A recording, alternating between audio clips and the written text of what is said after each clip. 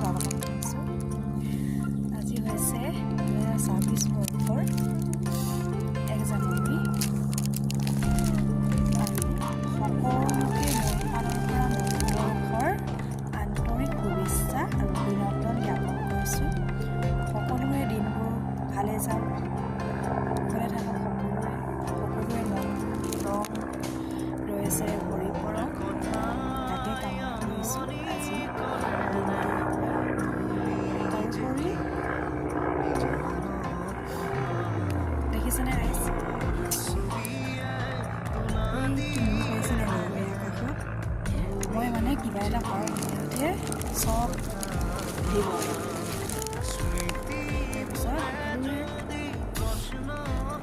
ভালে যাওক, কামনা কৰিছোঁ। সকলোৱে আৰু গৈছে 1 জানুৱাৰী বুলি ফুৰিবলৈ, আৰু মই পথাৰত দেখিছেনে ধান ৰখি আছোঁ, ধানকে ৰখি আছোঁ আৰু বাকী সকলোৱে দিনবোৰ ভালে যাওক, সকলোৱে থাকক, যাতে 2025 বৰ্ষৰ দৰে এইটো বছৰ তেনেকুৱা নহওক, ভাল হওক, শান্তি হওক, পৰিৱেশটো শান্তি হওক। ইমানবোৰ আমি 2025 বৰ্ষত আমি ইমানবোৰ আমাৰ অসমৰ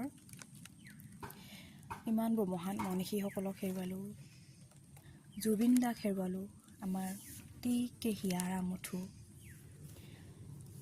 আচলতে কি হয়, আমাৰ সময়বোৰ গৈয়ে থাকে বা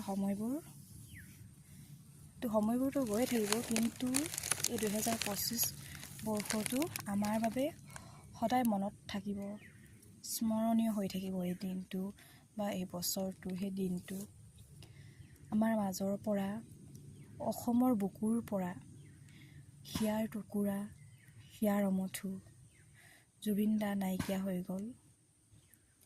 সঁচাকৈয়ে 2025 বৰ্ষটো সকলোৰে বাবে যেন এটা অভিশপ্ত দিন আছিল।